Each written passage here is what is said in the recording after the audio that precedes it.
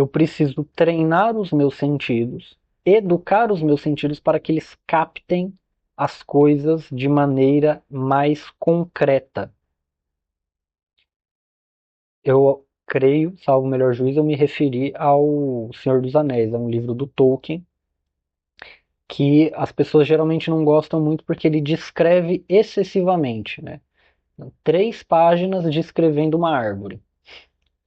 Um sujeito que não é afeito à leitura, ele olha e fala: meu amigo, não precisa. Era só falar que é uma árvore. Não precisaria de tudo isso. Mas precisa. Por quê? O que que o Tolkien está mostrando quando ele descreve excessivamente? Ele está mostrando como é essa árvore que ele viu na mente dele. Para que nós, leitores, consigamos, lendo aquelas páginas, nos ambientar naquela história, nos colocar naquela história. Por isso que isso é importante. E isso deixa claro que o Tolkien tinha os sentidos muito bem aguçados, muito bem educados. Preciso educar o meu tato para que ele capte, ao tocar uma coisa, todas as características táteis dela. A rugosidade, a viscosidade, a dureza, etc. São todas características que as coisas materiais têm. Se é físico, a gente consegue perceber isso através do sentido do tato. Então eu preciso educar o meu tato para que ao ter contato físico com uma coisa, eu consiga compreender o que eu estou sentindo na sua complexidade. Eu preciso educar a minha audição. E para quem ouviu as músicas que eu sugeri na aula passada e também ao longo dessa última semana, para quem ouviu as músicas, percebe que é, quando a gente ouve a primeira vez uma música, parece um monte de sons confusos. A gente não consegue exatamente compreender, discernir aqueles sons. Parece que está tudo muito misturado. E aos poucos nós vamos conseguindo separar cada um dos sons e compreender o todo na sua harmonia, embora seja um todo complexo. Nós precisamos educar o nosso paladar para compreender os gostos das coisas nas suas sutilezas, para que você, ao tomar um café, você consiga diferenciar entre o café do boteco, que é feito com restos de café de outros dias, e um café que foi plantado em solo adequado, que foi colhido no tempo certo, que foi torrado da maneira correta e assim por diante. Ou um whisky, ou um vinho, etc.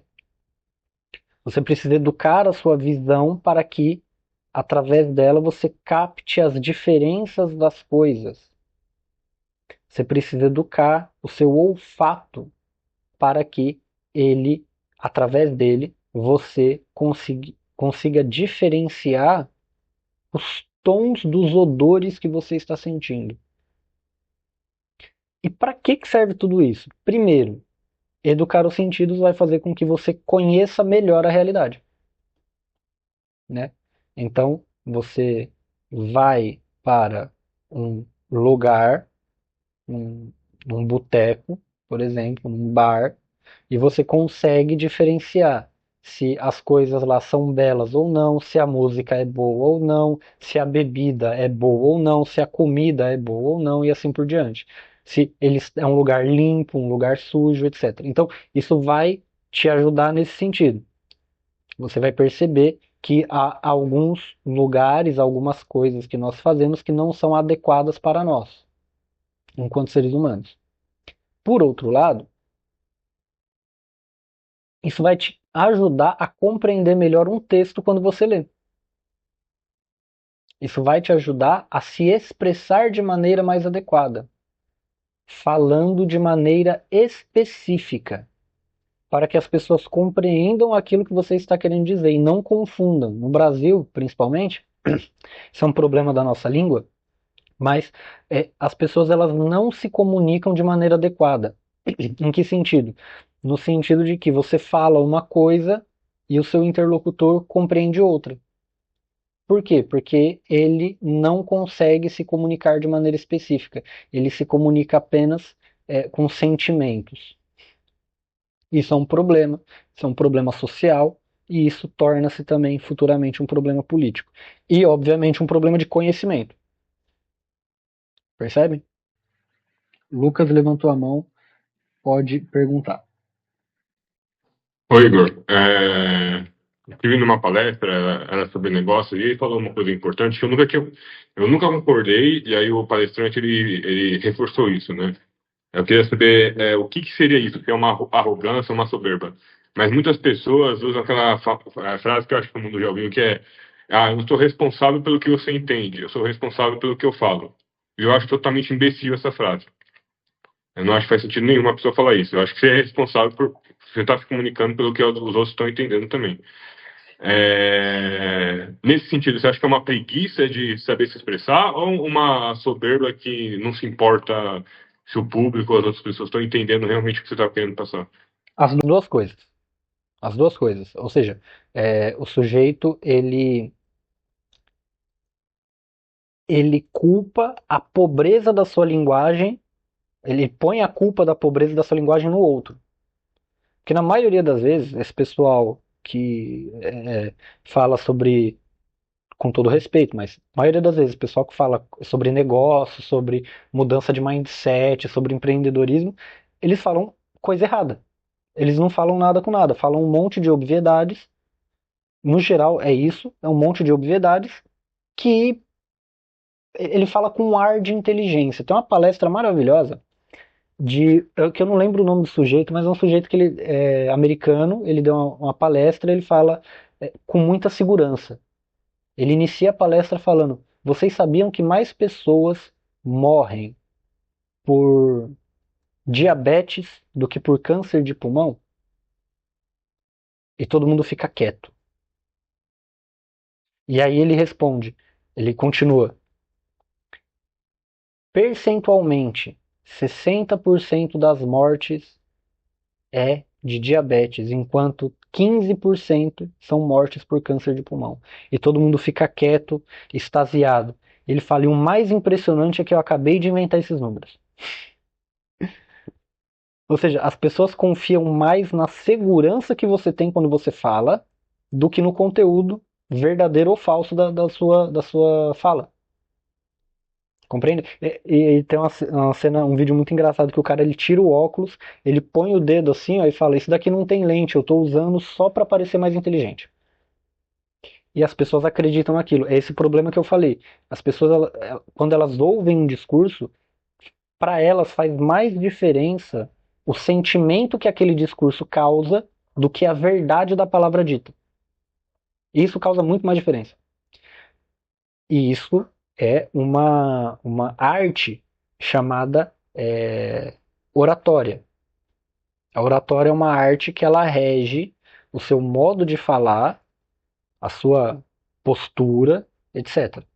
É chamado de comunicação não verbal, mas é uma arte que é estudada desde a antiguidade. Hoje chamam de comunicação não verbal, mas na antiguidade chamavam de oratória. O que você vai falar, com qual entonação você vai falar, como você vai falar, como que você vai se posicionar fisicamente, etc. Mas isso é um problema cognitivo, vocês conseguem compreender, né? Vale muito mais a verdade da palavra que eu estou dizendo do que o sentimento que isso te causa. Deveria valer mais, pelo menos.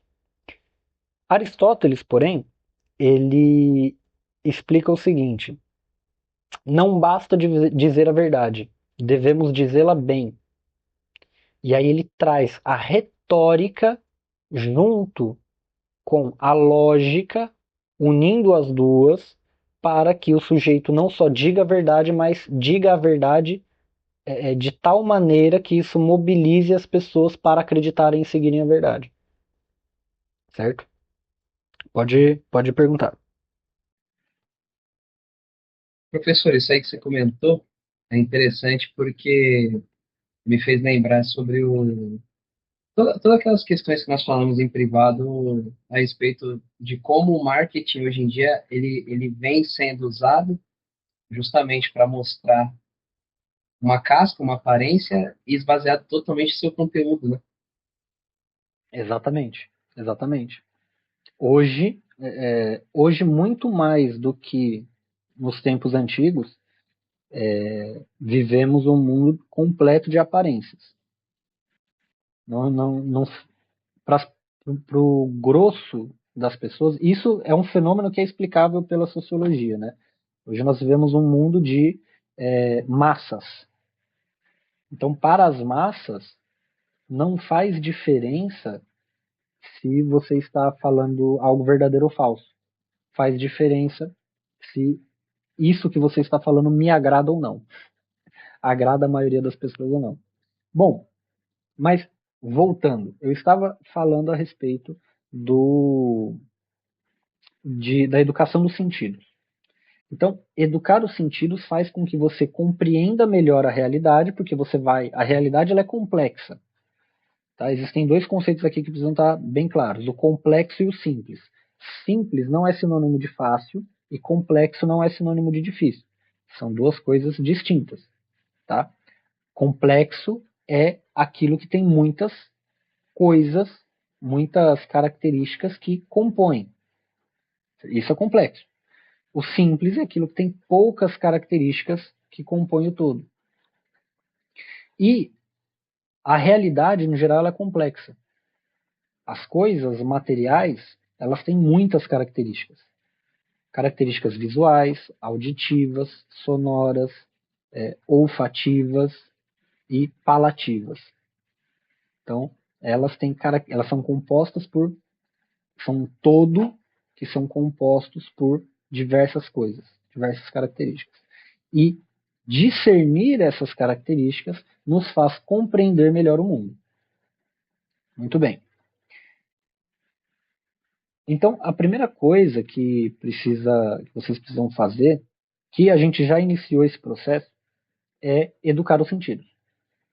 Como que eu educo os meus sentidos? Eu os educo tendo contato com coisas boas.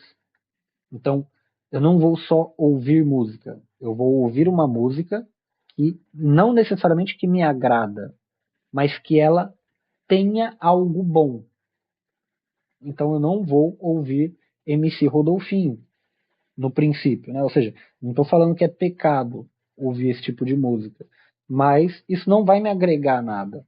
Então, não tem por que eu ficar ouvindo isso.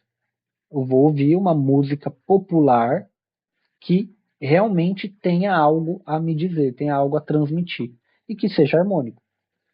Eu não vou simplesmente ficar na Netflix mudando e procurando qual é a série que está no hype no momento. Não, eu vou procurar assistir coisas que tenham algo a me passar. Eu não vou simplesmente ficar folheando livros e mais livros, passando o olho nas páginas e fingindo que estou lendo. Não, eu vou ler coisas que realmente ajudem a me construir, certo? Eu não vou simplesmente sair comendo qualquer comida. Não, eu preciso comer uma comida que permita. Não estou falando que precisa ser sempre isso, que você precisa ir em restaurante francês e essas coisas. Não, o arroz com feijão que você come todo dia, ele pode ser feito de uma maneira que permita que você treine o seu paladar. Isso é bom, isso é possível. A minha principal mensagem aqui é que ter uma vida intelectual e ser uma pessoa melhor é possível, é alcançável. Tá? Está ao alcance de todos. A gente só precisa se dar o trabalho de procurar fazer isso. Tá?